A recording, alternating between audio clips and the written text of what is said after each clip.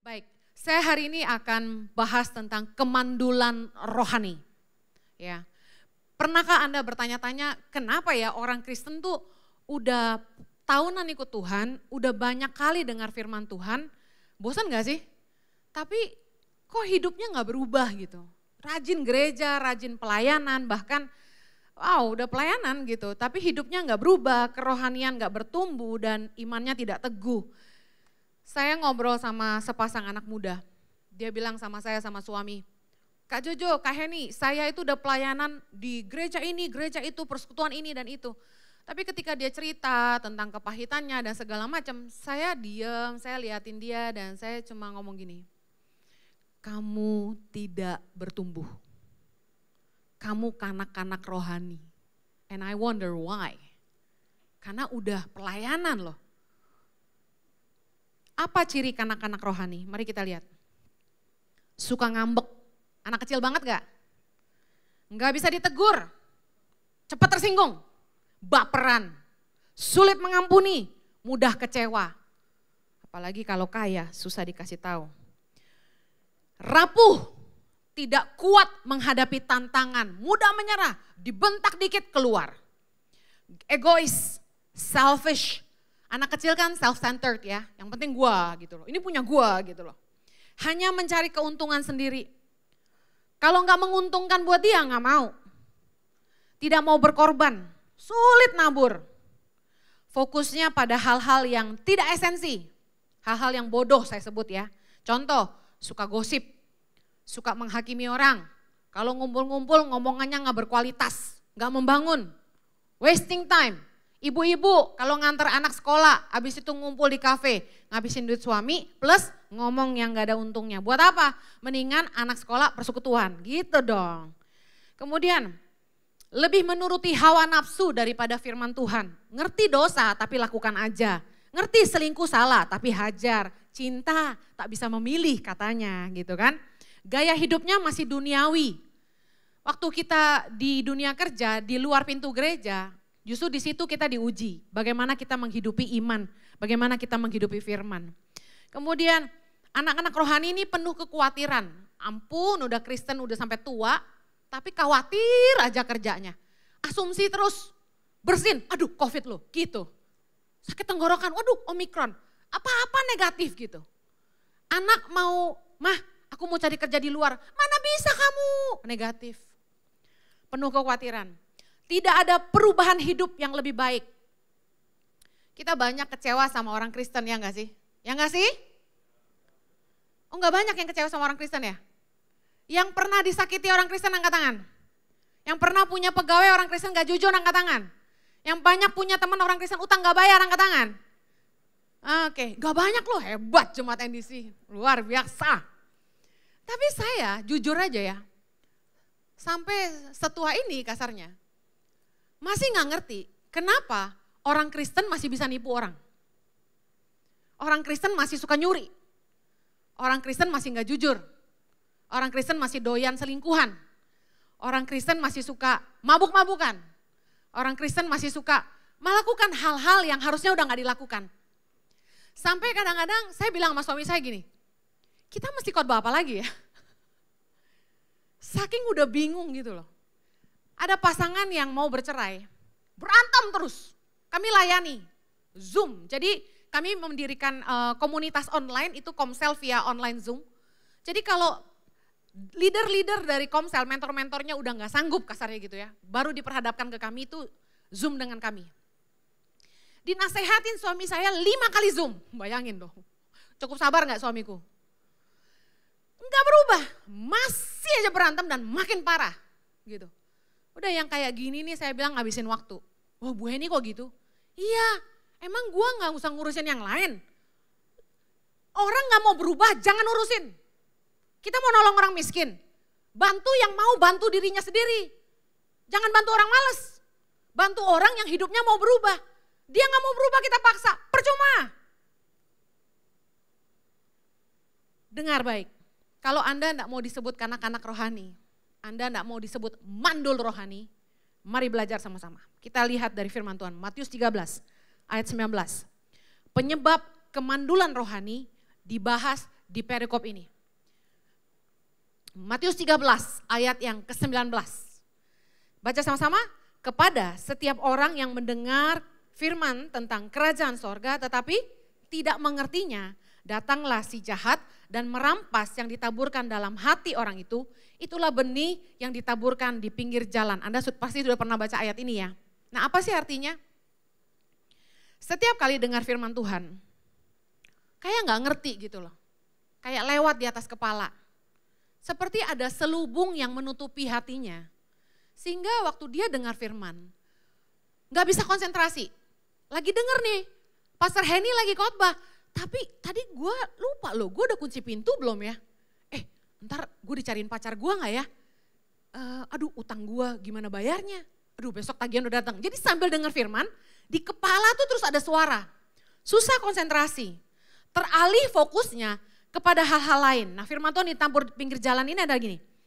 Orang-orang yang datang ke gereja dengar firman, hidupnya gak akan berubah. Kalau ini terus aja mengganggu. Anda gak ngerti apa yang saya bicarakan. Lukas 8 ayat 10b bilang ini, sekalipun memandang, mereka tidak melihat. Pernah gak Anda jalan saking gak fokus sama apa yang di depan Anda gak tahu itu Anda ketemu teman sebenarnya.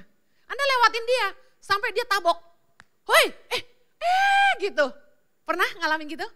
Nah sama, orang yang dengar firman kelihatannya Anda liatin saya nih semuanya. Tuh pendeta, gue kira pendek, tinggi juga.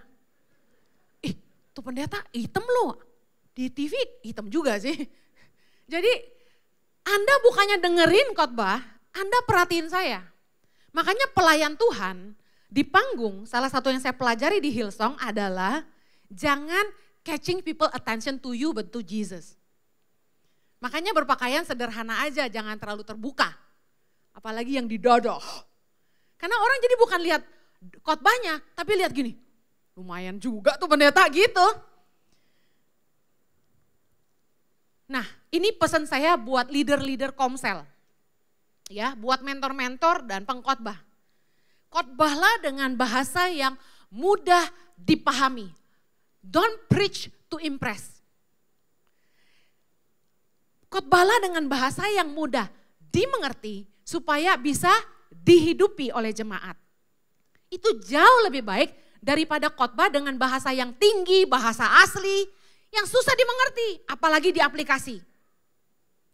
Lebih baik kita kalau khotbah bantu jemaat ngerti firman itu dengan diganti ke bahasa sehari-hari dengan contoh sehari-hari yang praktikal. Smart people are those who can simplify complicated things. Orang-orang yang cerdas adalah orang-orang yang bisa menyederhanakan hal-hal yang apa tuh bahasa Indonesia? Rumit. Lihat aja handphone-handphone yang gadget-gadget yang ada hari ini bukankah lebih simple? Lebih mudah dimengerti? Saya mau dengar para pengikut iOS angkat tangannya. iOS people? Gak ngerti iOS ya? Apple. Gak banyak ya? Oke deh. Android group angkat tangannya. Android, banyakan Android loh. Salut sama saudara. Saya belajar ternyata ada dua kelompok orang. Keren. Satu menganggap iOS lebih gampang dan satu menganggap Android lebih gampang. Saya golongan iOS. Suami saya golongan Android. Waktu dia rusak handphonenya, saya kasih pakai Apple. Dia bingung. Ini pencetnya gimana? Ini kirimnya kemana? Saya bilang, bayi aja tinggal gini-gini. Masa lu gak bisa? Udah, Apple paling keren saya bilang. Udah paling gampang deh. Diciptakan dengan sederhana oleh orang-orang pintar gitu kan. Suamiku bilang, salah kamu, Android, gampang. Begitu saya disuruh, nih transfer nih pakai handphone saya, dia bilang gitu. Gue bilang, mana BCA-nya? Complicated nih nyarinya, pencet ini salah, pencet itu salah. Yang bener gak bisa gue pakainya. Marah kita, berantem gara-gara Android dan iOS gitu kan. Culun. Nah, bahasa itu gak akan jadi apa-apa kalau kita gak ngerti. Tadi singer yang nyanyi lagu Mandarin itu udah cakep, suaranya keren lagi, ya kan? Saya terpesona. Tapi saya nggak ngerti dia ngomong apa gitu. Jadi sepanjang 3 kebaktian gue dengerin lagunya sama. Gue bengong, cengok gitu kan. Gue cuma liatin, cakep ya orangnya. Rambutnya bagus loh, dikeluntung-keluntung. Dia pakai high heel. Jadi fokusnya ke yang lain-lain. Karena saya nggak ngerti dia ngomong apa. Pas kebaktian terakhir, gue lihat PPT, dah ada terjemahannya. Dari tadi pagi ngapain aja gue. Kenapa di sini kagak ada tadi terjemahannya gitu kan. Nah, Anda ngerti? Kalau Anda nggak ngerti firmannya, yang Anda perhatiin tuh yang lain-lain. Pengkhotbahnya kaya loh, pakai jam tangannya mahal loh. Ada kelompok-kelompok yang suka komenin pendeta, nggak bertumbuh tuh. Doakan jemaat supaya benih firman tidak dicuri iblis. Kata firman Tuhan, datanglah si jahat dan merampas yang ditaburkan ke dalam hati orang itu. Ternyata pendoa syafaat mesti doain jemaat supaya waktu firman Tuhan ditabur, jangan dirampas oleh iblis. 2 Korintus 10 ayat 5. Kami mematahkan setiap siasat orang dan merubuhkan setiap kubu yang dibangun oleh keangkuhan manusia untuk menentang pengenalan akan Allah. Kami menawan segala pikiran dan menaklukkannya kepada Kristus. Saya berdoa itu terjadi siang hari ini. Katakan amin. 2 Korintus 3 ayat 16. Tapi apabila hati seorang berbalik kepada Tuhan, maka selubung itu diambil daripadanya. Saya berdoa siang ini terjadi ada pertobatan di tempat ini. Katakan amin. Amin. Haleluya. Penginjil suruh khotbah begini deh gitu ya. Nah, penyebab kemandulan rohani yang kedua. Tadi dengar firman tapi enggak ngerti. Yang kedua, penyebab kemandulan rohani. Matius 13 ayat 20. Benih yang ditaburkan di tanah yang berbatu-batu ialah orang yang mendengar firman itu dan segera menerimanya dengan gembira. Tetapi ia tidak berakar dan tahan sebentar saja. Apabila datang penindasan atau penganiayaan karena firman itu, orang itu pun segera murtad. Nah, tipe-tipe orang yang kayak gimana nih? Senang dengar firman tapi yang hanya cocok dengan pemikirannya dan menyenangkan hatinya. Dia dengan segera menerima karena pas, yes. Kalau cocok sama omongan dia, percayalah Anda pasti diberkati. Amin. Percayalah Anda pasti dapat jodoh, katakan. Yeay, jomblo-jomblo ada punya iman siang ini. Percayalah Anda akan segera punya cucu, katakan. Ada nenek-nenek yang punya iman siang hari ini. Percayalah Anda akan segera punya keturunan, katakan. Yes, ada orang-orang yang akan diberkati Tuhan siang hari ini. Dengar baik. It's okay to say amen to good things, especially itu firman Tuhan. Justru jangan diam-diam aja. Pusing gua di sini. Orang manusia apa bukan sih gitu kan. Justru kalau pengkhotbah tuh diteriakin amen, yes, preach it, yeah gitu. Kita semangat tuh gak lo? Kayak gini kan gue capek nih, lo orang diem aja, gue setengah mati di sana. Nah, tapi dengar, jangan cuma amen yang kalian suka dengar. Ada orang-orang tuh yang cuma seneng dengar firman yang cocok sama kuping dia doang. Tapi giliran itu menyentuh egonya dia, itu menyentuh ke dagingnya dia, marah dia. Tuh pendeta berisik, marah-marah aja. Dan kurang ajarnya zaman sekarang istri-istri pakai khotbah saya buat nyerang suaminya. Ada anak kecil ketemu saya, bilang gini, si tante marah-marah. Saya kaget, apa maksudnya nih? Saya berlutut kan, dia heran, kok beda sama di YouTube katanya. Tante marah-marah kata dia gitu. Mama saya suka nonton khotbahnya katanya gitu. Oke. Terus mamanya bilang gini, iya bu, apalagi yang itu menyerang suami-suami, saya kencengin suaranya. Gue gak nyerang suami, gue kalau khotbah equal, cewek cowok, denger baik-baik, pas lu denger potongannya doang. Ada orang-orang tuh yang cuma seneng khotbah yang lucu, yang menghibur, apalagi kalau udah mulai ngomong yang berbau seks gitu ya. Demen banget, udah denger belum khotbah saya tentang seks dalam pernikahan? Sedap deh, bapak-bapak pasti bersuka cita. Khotbah-khotbah yang enak didengar. Tapi enggak mau sungguh-sungguh menghidupi firman. Justru gini, waktu Anda tertegur dengan firman itu artinya Anda belum bertumbuh di situ. Jangan marah sama pendetanya.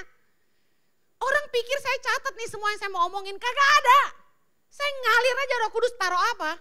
Tahu-tahu Roh Kudus suruh ceritain apa. Pernah satu kali saya khotbah, saya bilang, Tuhan kan saya tahu gembalanya begini. Kalau gue khotbah marah dia. Roh Kudus bilang, Roh Kudus langsung bikin saya berhenti pewahyuan. Langsung mati kaku di atas. Ngomong apa ya? Langsung gak keluar loh. Main-main loh Roh Kudus. 2 Timotius 4 ayat ketiga. Karena akan datang waktunya. Orang tidak dapat lagi menerima ajaran sehat. Tetapi mereka akan mengumpulkan guru-guru menurut kehendaknya. Untuk memuaskan keinginan telinganya. Zaman sekarang khotbah tuh udah tinggal pakai jempol. Set, set, set, set. Stop. Galak-galak marah-marah lewat. Nah lucu. Yang ini kurang cakep ganti. Ih gitu. Tahu nggak perempuan tuh memang suka aneh-aneh. Ketemu saya ada ibu-ibu bilang gini. Ibu cakep sih, tapi masih kalah sama istrinya sih itu. Dibandingin sama istri pendeta lain, asem. Dengar baik, jangan dengar firman hanya untuk menyenangkan telinga. Tapi bertumbuhlah, katakan amin. Yang ketiga, penyebab kemandulan rohani. Matius 13 ayat 22. Yang ditaburkan di tengah semak duri ialah orang yang mendengar firman itu. Lalu kekhawatiran dunia ini dan tipu daya, kekayaan menghimpit firman itu sehingga tidak berbuah. Bicara soal apa? Kita lihat di Lukas 8 ayat 14 ditulis dengan cara yang berbeda tapi sebenarnya sama. Yang jatuh dalam semak duri ialah orang yang telah mendengar firman itu dan dalam pertumbuhan selanjutnya mereka terhimpit oleh kekhawatiran dan kekayaan dan kenikmatan hidup sehingga mereka tidak menghasilkan buah yang matang. Banyak orang yang dia tahu firman, tapi kekhawatiran hidup, kekayaan dan kenikmatan dunia ini membuat dia akhirnya nggak bertahan. Banyak orang yang lebih pilih kekayaan daripada melakukan kebenaran, bukan? Bu Heni, di Indonesia semuanya itu harus ada di bawah meja ya, harus ada suap-suapnya gitu. Kalau saya bilang bukan suap, di Indonesia ini suap adalah peraturan yang tidak tertulis, gitu. Lu nggak bayar ya nggak keluar kan gitu. Jadi kita dipaksa untuk bayar yang harusnya kita nggak bayar. Tapi sebagai anak Tuhan, saya katakan gini, tetap hidupi kebenaran. Tuhan nggak akan bela Anda kalau Anda nggak hidup dalam kebenaran. Anda contohnya curi uang perusahaan, lalu Anda habiskan. Ketika ketahuan Anda dilaporkan, lalu Anda berdoa, kira-kira Tuhan tolong nggak? Setiap perbuatan kita ada harga yang harus kita bayar. Makanya dengan siapapun Anda menikah, baik-baik buat keputusan dengan kesadaran. Jangan hanya lihat kekayaan. Begitu mata duitan, nikah karena kekayaan, ternyata suaminya kasar, suka pukulin dia, baru nangis ke pendeta. Kaya nggak bagi, susahnya dibagi. Terlaluan. Jangan cinta dunia lebih daripada Allah. Seringkali orang gagal menghidupi kebenaran firman Allah dan mereka nggak bertumbuh. Karena mereka lebih cinta dunia ini. Jaga hatimu supaya engkau lebih menginginkan perkara-perkara ilahi daripada perkara-perkara duniawi. Jaga hati jangan sampai kita lebih melekat kepada harta dunia daripada kerajaan Allah. Ingat di bumi ini sementara. Katakan di bumi sementara. Be driven by eternity. Saya nggak bilang Anda mesti ingat, harus lu mati lu masuk mana lu. Enggak. But at least Anda tahu tujuan akhir hidupmu bukan bumi ini. Sehingga ketika engkau dengan kesadaranmu berbuat dosa, Anda tahu apa yang ada di ujungnya. Maut atau hidup tergantung keputusanmu. Buat apa kaya, tapi kamu nggak dapat keselamatan dari Bapa.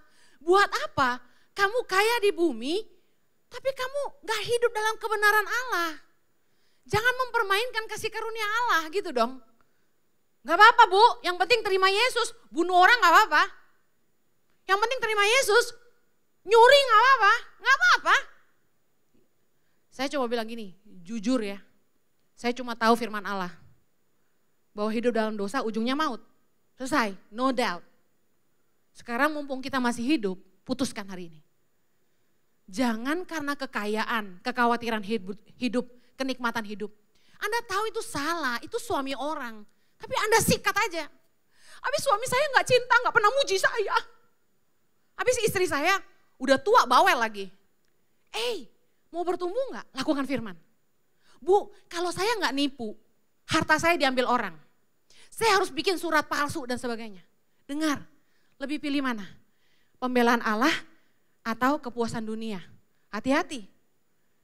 Meskipun saat itu kelihatannya Anda rugi, tapi Anda melakukan kebenaran, saya percaya akan ada pembelaan Allah.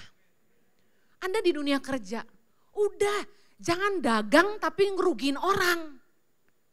Waktu Anda berdagang, jadilah berkat di situ. Ketika Anda bikin sebuah usaha, dengar ini baik, pikirin apakah usahamu itu menolong banyak orang. Apakah usahamu itu memberkati orang lain. Kalau ujungnya ngeracunin orang, buat apa? Jangan mata duitan. Buat apa lu kaya bikin orang lain sengsara? Apakah setelah kaya selesai gitu? Mana ada orang yang udah kaya raya berhenti cari kekayaan? Kasih tahu saya. Bosan sama duit, udah nih ambil aja. Ada. Sampai hari ini konglomerat tetap bikin perusahaan yang lebih besar lagi. Kalau kita bilang kekayaan sampai keturunan ke-7, mereka bilang enggak ke 100. Ada keluarga yang udah kaya raya, hartanya enggak bakal habis. Berhenti bisnis enggak? Nolong orang enggak? Sedikit. Dengar baik. Kekayaan itu selalu membuat kita, cinta uang membuat orang merasa kurang. Pengkhotbah 5 dia mau buktikan itu. Kita hanya akan terus berusaha memperkaya diri dan terus memperkaya diri, enggak ada habisnya. Tapi sesungguhnya definisi diberkati adalah gini, diberi karunia sama Tuhan untuk menikmati hidup ini. Untuk mampu mengelola apa yang Tuhan percayakan dan hidup kita jadi berkat bagi Allah dan bagi sesama. Amen. Kalau Anda dipercaya kekayaan hari ini, jangan senang-senang. Dengan kepercayaan yang besar datang tanggung jawab yang besar. Be driven by eternity. Persahabatan dengan dunia adalah permusuhan dengan Allah. Yakobus 4:4 berkata gitu. Apa artinya persahabatan dengan dunia? Ketika Anda turun ke marketplace di dunia kerja, dengar baik, Anda akan di-challenge untuk ikut dengan value-value dunia ini. You don't do it, you don't get it.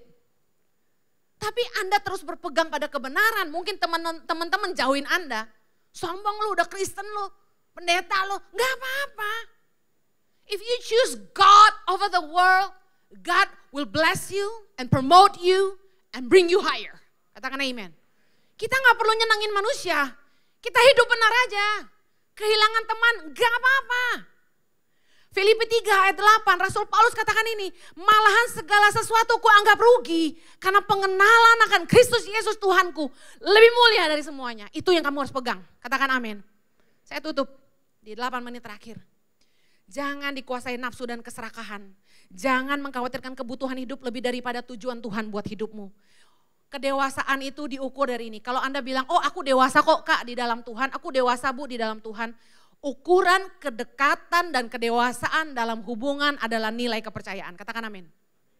Karena dekat, karena mengenal sungguh-sungguh, karena percaya, anak saya gak pernah ragu saya akan kasih makan dia atau tidak tiap hari. Ukuran kedewasaan dalam hubungan adalah kita betul-betul percaya orang itu. Agree? Nah, firman Tuhan berkata gini, Matius 6 ayat 31, sebab itu janganlah kamu khawatir dan berkata, apakah yang akan kami makan? Apakah yang akan kami minum? Apakah yang akan kami pakai? Semua itu dicari bangsa-bangsa yang tidak mengenal Allah. Akan tetapi Bapamu yang di sorga tahu bahwa kamu memerlukan semuanya itu. Ayat 33, tetapi carilah dahulu kerajaan Allah dan kebenarannya, maka semuanya itu akan ditambahkan kepadamu. Kalau Anda dewasa di dalam Tuhan, Anda tidak berbuat curang.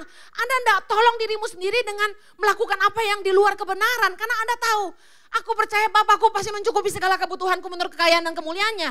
Firman Tuhan katakan gini, carilah Allah dan kebenarannya. Kita harus kejar kerajaan Allah, artinya kehendak Tuhan dalam hidup kita. Tuhan mau apa sih sama hidup kita? Udah hidup itu. Yakinlah meskipun ujungnya gak ngerti ada cuan gak di situ. Tapi ini yang Tuhan mau lakukan dengan setia. Yang kedua, kejarlah kebenaran, lakukan kebenaran. Lihatlah semuanya akan ditambahkan dalam hidupmu. Katakan amin. Waktu saya ditawarin konglomerat, Henny Jojo buka gereja di Australia. Saya akan gaji kamu $8.000, saya kasih kamu rumah, saya kasih kamu mobil. Tapi Tuhan bilang gini, Henny apa yang paling dibutuhkan orang miskin? Saya bilang, Tuhan uang atau makanan? Tuhan bilang bukan. Mereka harus keluar dari kemiskinan dan kamu harus tolong mereka keluar dari kemiskinan. Gimana caranya Tuhan? Kasih mereka keterampilan supaya mereka bisa cari pekerjaan yang lebih baik, dapat penghasilan yang lebih baik, dan memberikan kehidupan yang lebih baik buat keluarga mereka. Tolong mereka keluar dari kemiskinan. Dengerin, nolong orang gak ada cuan. nolong orang buang uang. Tapi bangun gereja, cuan. Dengar, saya pilih ikut Tuhan. Saya pilih tolong orang. Saat itu gak ada yang bantu kami. Saya bilang, Tuhan duitnya dari mana? Help one people at a time. If you cannot feed a lot, feed one. Saya mulai kasih makan 5 anak. Saya mulai ajarin bahasa Inggris gratis. Mereka putus sekolah, saya berharap dengan bahasa Inggris yang saya bekali, mereka bisa jadi doorboy di hotel kak, jadi tour guide kak, cuma tinggal bilang good morning, good afternoon, good evening, I love you, you look beautiful, udah dapat duit. Dengar baik, simple as that. Dan Tuhan berkati hari ini, kami sudah memberkati 10.000 anak Indonesia, 85 titik di Indonesia hari ini, 6.100 anak yang kami kasih makan dan sekolah saat ini. And many more. Dari mana duitnya? Gue kagak tahu, Tuhan yang kasih. Amen. Saya akhiri. Yang terakhir. Lalu tanah yang subur yang mana kayak ini? Matius 13 ayat 23. Yang ditaburkan di tanah yang baik ialah orang yang mendengar firman itu dan mengerti. Dan karena itu ia berbuah. Ada yang 100 kali lipat, ada yang 60 kali lipat, ada yang 30 kali lipat. Jadi poinnya dengar firman harus ngerti. Supaya berbuah. Benih firman harus tumbuh, bicara harus mengerti sungguh-sungguh. Lalu berbuah, berbuahnya di mana? Ngerti itu dihidupin, ngerti itu dilakuin, itu buah. Ketika kamu mulai berbuah, orang-orang di sekitarmu diberkati. Dengar, akan datang topan, akan datang badai, akan datang banjir dalam hidup kita. Yesus gak pernah tawarkan kenyamanan. Sejak pertama Yesus sudah ngomong gini, barang siapa ingin mengikut aku, harus menyangkal dirinya, pikul salibnya dan ikut aku. Betul? Tuhan gak pernah bilang gini, ikut aku lalu engkau akan nyaman-nyaman saja. Dengar, orang-orang yang hanya mau kenyamanan tidak akan bertahan. Justru ketika kita mulai menghidupi firman, tantangannya adalah akan datang banjir, datang angin, datang topan menerjang hidup kita. Tuhan gak bilang ikut Tuhan akan mudah. Anehnya orang-orang bilang gini, kok gue ikut Yesus hidup tambah sulit? Kok ikut Yesus malah bisnis gue turun? Kok gue ikut Yesus malah keluarga gue bukan makin baik? Dengar, ketika kamu belajar menghidupi firman, akan datang hujan, datang banjir, datang angin melanda rumah itu. Tetapi rumah itu tidak rubuh sebab didirikan di atas batu. Hari ini kamu berdiri di atas batu, atau di atas pasir, tergantung keputusanmu. Hidupi firman Tuhan. Baca ini baik-baik. Akan datang hujan, angin, banjir dalam hidup kita. Tapi orang yang melakukan dan menghidupi firman Tuhan akan bertahan. Tantangan dan persoalan hidup yang akan menguji iman kita. Sama seperti sahabat terbaik ditemukan di masa sulit, Tuhan akan menemukan orang-orang yang sungguh-sungguh mengasihi dia. Yang akan berpegang teguh pada iman kepadanya.